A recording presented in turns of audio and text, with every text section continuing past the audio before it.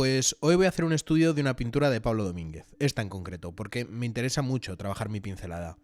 Tengo un conflicto interno con mi pincelada porque a veces me gusta el aspecto digital que tiene, pero a veces quiero ganar un poco de expresividad, ser capaz de resumir mucho con un simple trazo. Los pinceles texturizados ayudan a hacer que una pincelada sea mucho más interesante, porque los pinceles básicos redondos son súper aburridos. Y para aprender estas cosas lo mejor es coger obras donde creas que se han hecho cosas chulas y tratar de aprenderlas.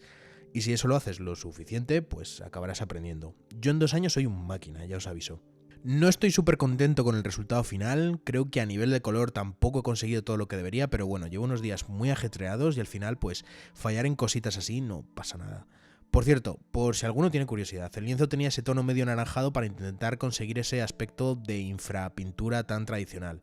Es súper guay trabajar así, yo debería hacerlo más. Creo que uno de los trucos para mejorar mucho y rápido es ser crítico con tu trabajo y no mentirte. Muchas veces vemos nuestros errores pero no queremos admitirlo. Y los errores tienen solución. Si los veis, los identificáis y trabajáis para solucionarlo, terminaréis por eliminarlos. Si los negáis esos errores, siempre estarán ahí. Así que sin miedo, que con trabajo todo se consigue. El vídeo está por 4 de velocidad, es un estudio de una media hora. Y ya me callo. Un besito.